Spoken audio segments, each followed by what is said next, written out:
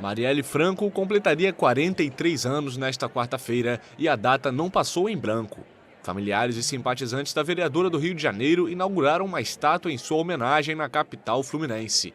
Negra, lésbica e nascida na favela, Marielle foi assassinada a tiros junto com seu motorista Anderson Gomes em 14 de março de 2018. O crime continua sem solução. Estar hoje nessa inauguração é muito significativo. Primeiro porque a gente esteve com a Marielle no dia do assassinato dela. E uma das frases naquela semana que ficou mais marcada é de que ela não seria interrompida. Essa estátua aqui hoje, a quantidade de mulheres que se espelham em Marielle Franco é a prova de que ela não foi interrompida. Então, para a gente é fundamental e importante estar aqui hoje. A estátua da Marielle significa a materialização da nossa luta, da nossa trajetória. Marielle é uma das figuras políticas mais importantes da história desse Brasil, uma mulher negra que fez política por muitos anos em defesa das comunidades periféricas, levando a pauta de todas nós.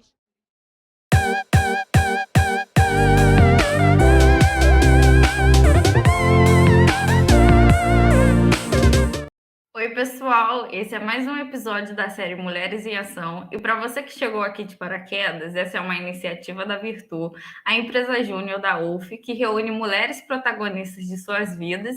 E esse episódio irá retratar sobre os direitos humanos. A nossa entrevistada é uma mulher, advogada, defensora dos direitos humanos, conselheira jurídica, geek, voluntária, formada em Direito pela Faculdade Bertioga, com especialização em Direito Criminal, Direitos Humanos e Diversidade Socioeconômica, Mediação em Conflito e Gestão de Bem-Estar Social, pela Faculdade Vida Nova do Imigrante e pelo Instituto Zen. E o nome dela é Débora Meirelles. Muito obrigada. Tudo bom, gente? Obrigada por me receber. Então, bem-vinda.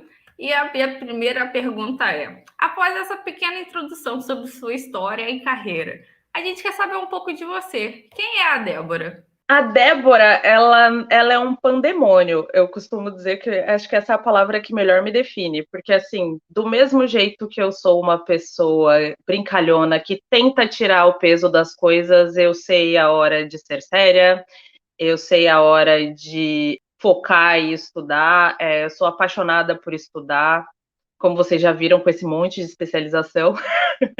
Sou apaixonada pelos meus 9 gatos, e assim, eu sou um misto de várias coisas. Então, assim, do mesmo jeito que a Débora advogada existe, a Débora geek que vai para a estreia de filmes da Marvel é a mesma. Então, essa é a Débora, eu acho.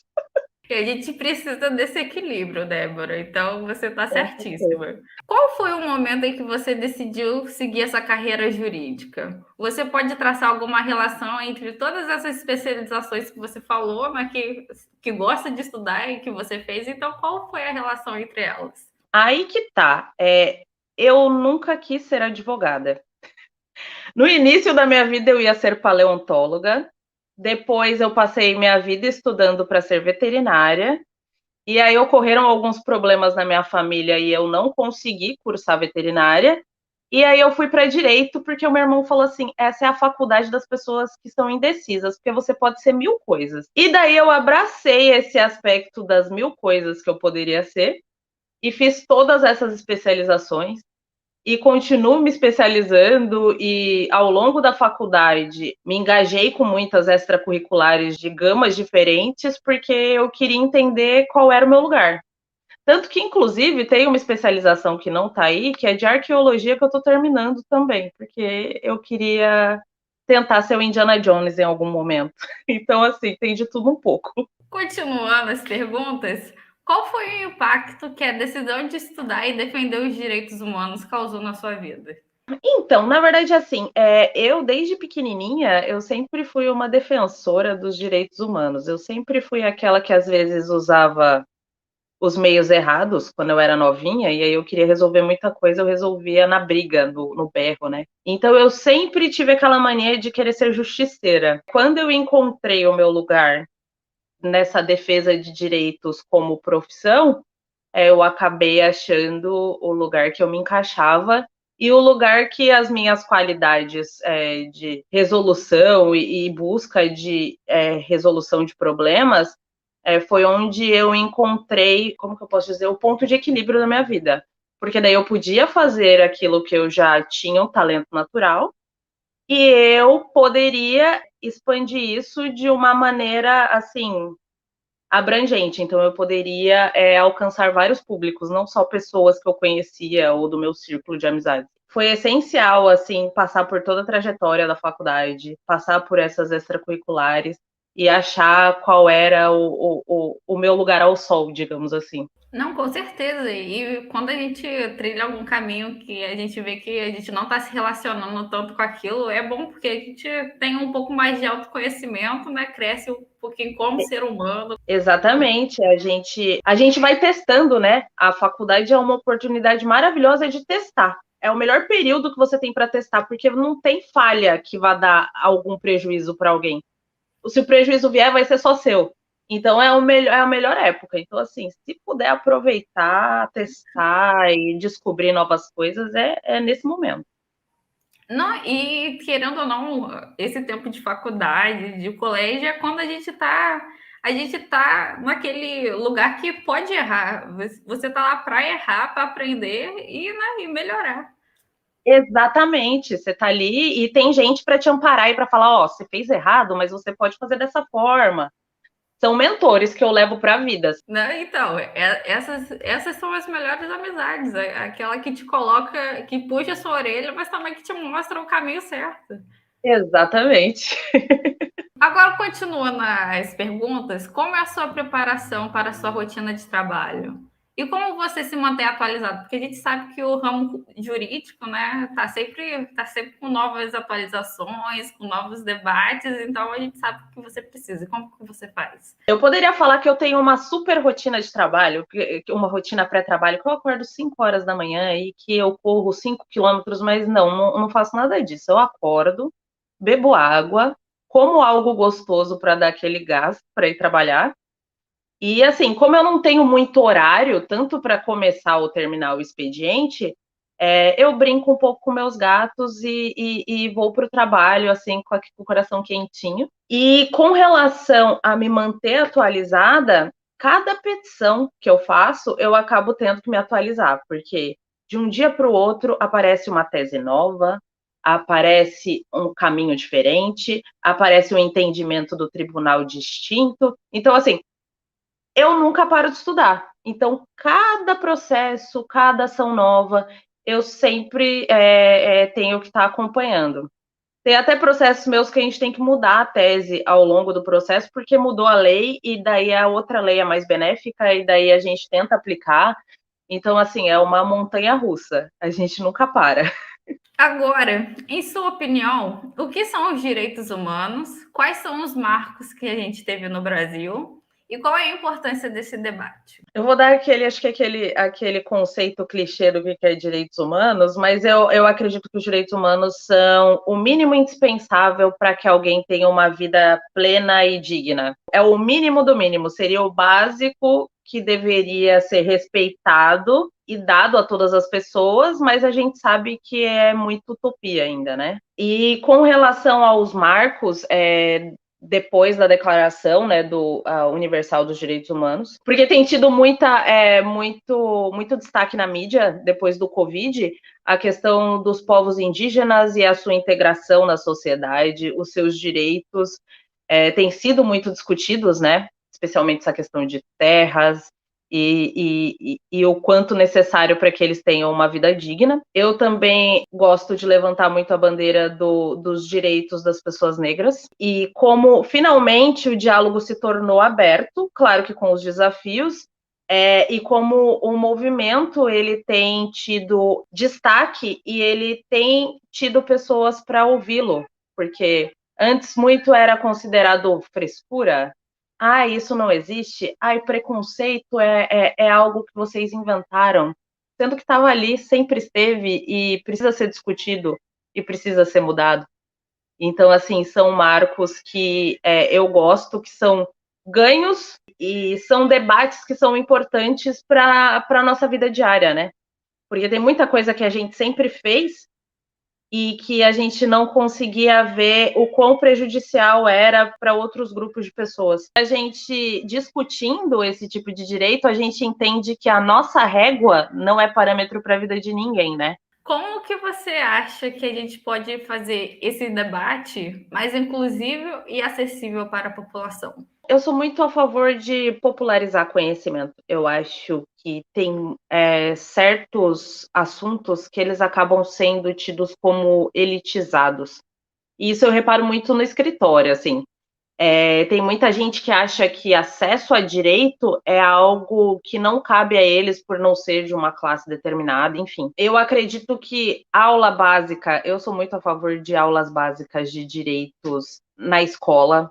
Eu acho que as pessoas têm que ter um mínimo de conhecimento do ordenamento jurídico delas, sabe? Para que elas saibam o que elas têm que pedir, para que elas consigam resguardar direitos básicos deles ou das famílias, porque nem todo mundo tem acesso à escola, né? Mas aquele que tem, ele consegue disseminar o conhecimento para outras pessoas. Então, eu sempre vou defender aulas básicas de direito, a OAB itinerante, cartilhas, igual existe tipo o imposto de saúde, que tem cartilha para ensinar coisas sobre saúde básica, a gente deveria ter esse tipo de cartilha falando de direitos, porque a gente tem uma população que está informada, por exemplo, de todas as fofocas, mas são pessoas que, se você perguntar quais são os direitos básicos delas, elas não conseguem falar. Tornar acessível o conhecimento de direitos humanos, o melhor caminho seria pela educação. E sempre vai ser. Concordo plenamente com o que você pontuou, Débora, mas desculpa um pouquinho a ignorância, mas o que é essa da OAB itinerante? Então, aqui na minha comarca, eles estão iniciando um projeto que chama OAB Vai à Escola. E esse programa vai ser realmente nessa linha de dar palestras, ensinar a população, para os direitos para as pessoas, e aí, ao invés das pessoas virem até a OAB para saber disso, a OAB vai até onde eles estão para ensinar esse tipo de conhecimento. É um projeto novo, pelo menos aqui, eu não sei se tem em outras comarcas, já começaram algumas reuniões, então, assim, é muito bacana. E é uma forma de conscientizar a população. Agora, em um amplo panorama, como você vê a situação dos direitos humanos no Brasil? O nosso país, eu posso definir ele como uma montanha-russa de direitos humanos. Do mesmo jeito que a gente comemora direitos sendo adquiridos com leis que às vezes preenchem algumas lacunas que a gente tem, a gente recebe depois a notícia de outras reformas que tiram direitos, que relativizam direitos, que modificam direitos que a gente já tinha. O nosso legislativo não facilita a vida. As pessoas têm falado mais, as pessoas têm buscado mais e as pessoas têm defendido as pautas delas. Esse diálogo aberto não existia quando eu comecei lá como estagiária em 2009. As coisas eram secas, as pessoas só ficavam com aquela visão assim limitada das coisas. E hoje em dia, o Brasil e o mundo, né, têm dado passinhos nas pautas de direitos humanos e têm entendido a diversidade deles, né? E que, na verdade, ninguém está fazendo caridade para ninguém. Eu acredito que a gente está caminhando para uma realidade mais justa e eu espero ver a geração das minhas sobrinhas tendo uma sociedade melhor e um Brasil melhor. E meio que fazendo uma relação com esse assunto mesmo que a gente já está, você acredita que os fatores socioeconômicos têm relação com a situação dos direitos humanos no país? Eu acredito que, na verdade, o fator socioeconômico, ele influencia diretamente, né, nos direitos humanos. Porque, por exemplo, como que uma lei, ela te garante o direito à moradia, e de realidade ela te entrega uma pessoa indo morar na rua no meio da pandemia. O meio que a pessoa tá acaba influenciando, e a sua condição, ela acaba influenciando diretamente os passos que ela vai conseguir dar, o quanto que ela tem de direito garantido ou assegurado. Um dos meus tópicos de pesquisa são as crianças que são usadas como soldados do crime, que é muito análogo ao que acontece nas crianças soldados da guerra. Porque o quê? Elas têm uma realidade socioeconômica extremamente pobre, e elas acabam sendo influenciadas pelo meio delas e pela escassez a pegar armas e trabalhar para o crime, porque aquilo vai prover algo que o Estado não está dando para elas. Então, assim, o fator socioeconômico, ele é conectado completamente com perda e ganho de direitos humanos. Agora, mudando um pouquinho sobre esse tópico, qual é o diferencial, em sua visão, quando uma mulher está à frente na defesa dos direitos humanos? O que ela agrega quando é uma mulher que está defendendo isso? Para a mulher acaba sendo um tanto desafiador. Eu digo assim, pelo menos na minha área, tem muita gente que testa a gente para entender até que ponto a gente é capaz de fazer aquilo, até que ponto a gente realmente sabe o que a gente está fazendo. Então, por exemplo, no escritório é muito comum vir clientes, tanto homens quanto mulheres, tá? E eu tenho meu irmão, que é meu sócio, e aí eles olham para o meu irmão para ter certeza que eu estou falando a coisa correta, para ter certeza de que eu não estou falando nenhuma bobagem. Tipo, eles precisam de uma chancela de um homem para dizer que aquilo que eu estou falando é correto. Além de ter que lidar com o judiciário, de ter que lidar com o poder público, eu tenho que lidar mantendo a compostura e aguentando as pessoas ao redor duvidando. Tudo acaba virando um desafio um pouquinho maior do que seria em outras condições. Mas a gente segue os desafios e assim, faz o nosso melhor, né? Você já falou que, né, nesse ramo que você tá, você ainda tem muita gente que, né, duvida da capacidade sua por ser mulher. Você acha que ainda tem algum caso marcante que você pode compartilhar com a gente, além desse daí que você compartilhou, que meio que serve nisso daí, que você já presenciou ou viu alguma coisa desse tipo? Ai, gente, são tantos.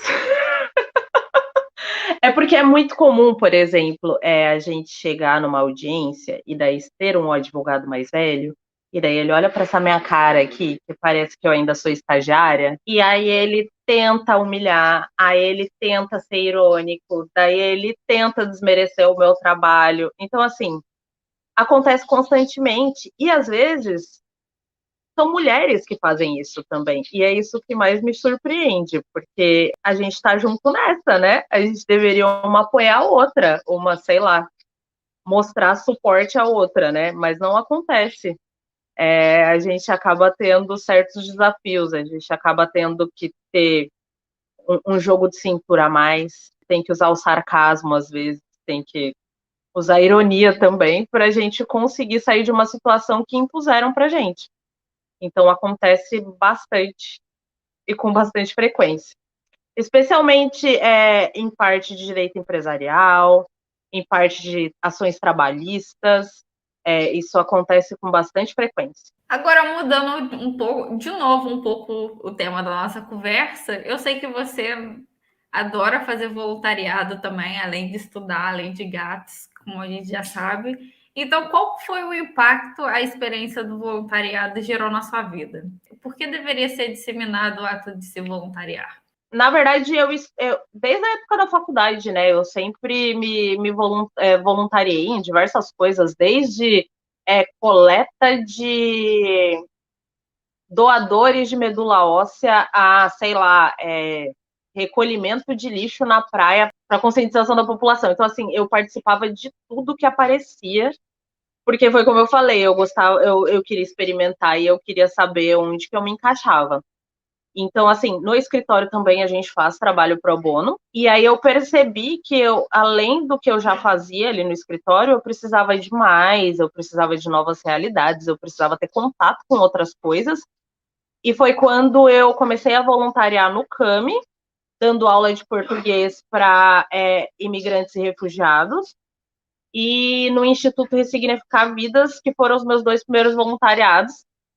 E lá no Instituto a gente fazia, né, atendimento a vítimas de violência doméstica. Essas experiências, elas começaram a me mostrar aquele senso de privilégio, de como eu, aos meus 34 anos, eu estava numa posição muito confortável perto de outras pessoas que tiveram que sair das suas casas, que tiveram que abandonar suas vidas, que sofreram violência, que viram seus filhos sofrendo violência dentro de casa, você adquire uma consciência social melhor, é uma consciência diferente. Então, assim, eu acho que as pessoas deveriam voluntariar para ter contato com os problemas que estão em volta, sabe? Ter aquela noção de vivência, falar assim, cara, isso está acontecendo aqui do meu lado e eu nem tinha conhecimento.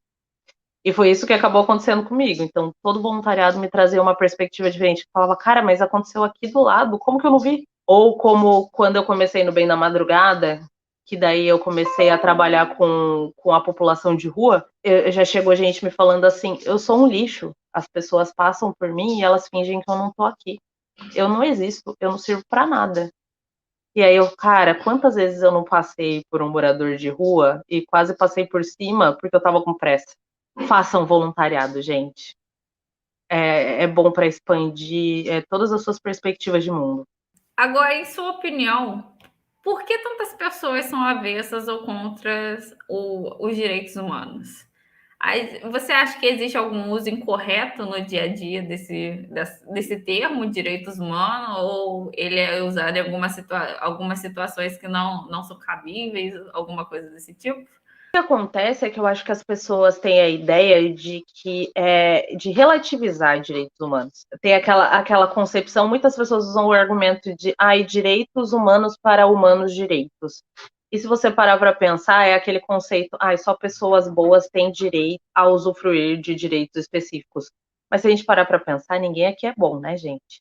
Ninguém é 100% bom, e é por isso que a gente precisa de 500 mil leis para regular a sociedade. Pessoas que são avessas a defender pessoas, a ajudar pessoas em necessidade ou que achem injusto qualquer tipo de assistência estatal, geralmente são pessoas que não compreendem esses direitos humanos, eles são o mínimo que tem que ser resguardado pela sociedade. Uma pessoa, ela não perde porque a outra ganhou uma cesta básica, para garantir o mínimo de alimentação, assim como uma pessoa que tem os direitos assegurados numa cadeia, ela não está tirando o seu direito de vítima de ver ela ser penalizada, entendeu? Quem não tem essa perspectiva de cuidado coletivo, esquece que uma hora ela pode precisar desses cuidados e desses direitos tão ruins como as pessoas veem. Conforme sabemos, vivemos numa constante crise humanitária. Tivemos recentes acontecimentos focados na crise dos refugiados, entre eles na Venezuela, Síria, Ucrânia, e entre tantos outros. Qual é a importância, na sua visão, de receber refugiados? E como fazer para diminuir o preconceito com aqueles que chegam no Brasil nessa situação de desamparo? A gente tem que pensar, eu sempre gosto de falar assim, imagina que você mora numa casa e você é obrigada a sair dela sem nada, às vezes no máximo com uma mochila, que muitos deles relatam que eles conseguem levar uma mochila, seja porque está ocorrendo uma guerra, seja porque está ocorrendo uma crise político-econômica, seja porque você não pode fazer parte da comunidade LGBTQIA+, ou porque te ameaçaram de morte. Imagina você ter que sair de um país junto com a sua família e você já ser maltratado assim que você chega em outro país. E quando você é recepcionado, o que aquele refugiado está precisando é de acalento, sabe? Ele está precisando de uma chance de recomeçar, ele está precisando se adaptar a uma nova realidade, um novo idioma. Então, assim, a integração é para tentar inserir aquela pessoa que foi maltratada numa realidade mais benéfica para ela. E ela já é difícil, porque as pessoas, muitas pessoas têm aquela ideia, nossa, mas vai trazer esse monte de refugiado aqui, vão roubar nossos empregos. Nossa, eles vão tirar as nossas oportunidades, mas não é assim. Essa integração, ela não vem para tirar do nacional, ela vem para acrescentar, né? E esse acolhimento, ele não vem sem fundamento. Então, assim, mostrar para as pessoas que o papel do refugiado não é de tirar nada de ninguém é essencial. Trazer essa perspectiva de que cada um tem o seu espaço também é importante. É aquela coisa que eu sempre falo de calçar o sapato do outro, falar assim, nossa, imagina se eu estivesse nessa situação. E essa conscientização também tem que partir do poder público de conscientizar as pessoas, porque boa parte do preconceito vem exatamente da falta de conhecimento. Uma ótima resposta, e eu acho que você tocou numa palavrinha-chave aí, o poder público. Eu sei que você já disse que né, a educação que vai transformar, que transforma as coisas, mas além da educação, como que você acha que o poder público deveria ajudar esses refugiados? Que a gente sabe, né, que a gente dá um suporte, mas não é o suporte necessário para abranger todas as pessoas ou que abranja todos os direitos que elas merecem. Então, o que mais que a gente poderia fazer? A nossa acolhida, inclusive, é uma das melhores do mundo. A gente tem que bater palmas para isso, assim, porque é um conjunto de atores que funcionam e dialogam muito bem, né? A gente sabe que tem falhas. O poder público, ele falha, às vezes, como ele falha com a gente também, em criar regras que façam sentido para aquelas pessoas. Porque, assim, não adianta você criar uma lei seca e aquela lei não se adapta à realidade que está sendo trazida, sabe? Então, assim, tem muita coisa na lei de imigração que ela é maravilhosa, só que do papel ela não sai. Então, assim, o poder público, enquanto facilitador de acesso de direitos, ele deveria preencher essas lacunas, mas aos pouquinhos as coisas vão andando. Eles têm que trabalhar um pouquinho aí nessa política de cuidado, talvez até pegar mais responsabilidades, que boa parte da acolhida dos refugiados vem da Acnur, do terceiro setor, né? A integração aí com o poder público está se tornando cada vez mais ampla. Então a gente torce para que as coisas melhorem. Agora, se você pudesse selecionar um momento marcante de sua trajetória, qual seria? Eu acho que é o momento atual, porque assim, como eu estou numa transição, né, de carreira para essa questão de ajuda humanitária, eu tenho que estudar dobrado, né, para entender novos aspectos, né, dos direitos humanos, como funciona o acolhimento, regras de guerra, forma de atuação, como acolher, como proteger, como evitar conflito, tudo nesse ramo, assim, e acaba influenciando diretamente o meu trabalho, né, como advogada.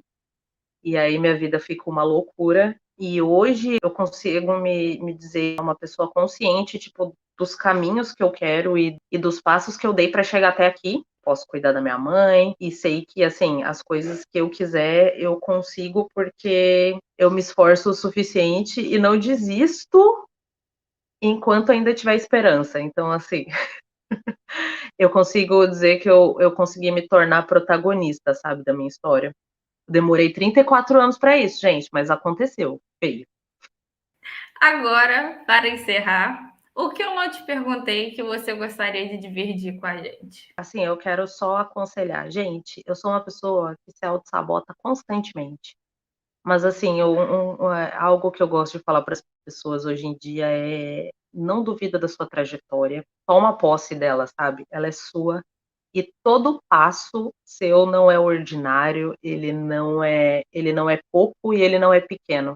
Você está fazendo o melhor que você pode com o que está sendo dado a você e com o que você está conseguindo conquistar. Você vai chegar onde você quer eventualmente. Pode demorar igual demorou para mim, mas vai chegar. Tenham fé e não desistam, tá? Eu acho que é isso. Aí, Débora, depois dessas palavras de carinhos, eu só tenho a agradecer. Muito obrigada por ter né, aberto esse tempinho para falar com a gente, por ter aceitado participar de tão boa vontade, que você foi maravilhosa. Então, eu te agradeço por isso. E foi uma conversa, eu pelo menos achei maravilhosa e saí com muito aprendizado dessa conversa aqui. Então, só agradeço. Eu que tenho a agradecer, gente. Obrigada por me receber tão bem, por todo o carinho e atenção até então. E assim, o que vocês precisarem, e quem estiver ouvindo aí, quiser conversar, quiser trocar ideias, quiser conselhos, a gente está aqui para isso. A gente está querendo, tipo, tentar uma mudança de carreira, estamos aqui, gente. Vamos conversar. Deixa o meu LinkedIn aqui embaixo, aí a gente conversa de verdade, porque eu já fiquei perdida por muito tempo. E aí eu ficava, gente, mas o que eu vou fazer da minha vida? será que eu tô no caminho certo? Será que é isso só? O que eu tô fazendo? Eu vou ficar perdida até quando? Porque daí você vê as pessoas todas felizes e todas no caminho certo e super bem-sucedidas, às vezes você fala, mas por que a minha não tá assim? E às vezes está, só que numa perspectiva diferente. E aí você tem que aceitar que você tá tendo o melhor que você tá conseguindo com o que você tem e vai dar certo. Vai dar certo. They thought that the bullet would silence us, but they failed. And out of that silence came thousands of voices. The terrorists thought that they would change my aims and stop my ambitions. But nothing changed in my life except this. Weakness, fear, and hopelessness died. Strength, power, and courage was born. I want education for the sons and daughters of the Taliban and all the terrorists and extremists. I do not even hate the Talib who shot me. Even if there is a gun in my hand and he stands in front of me, I would not shoot him.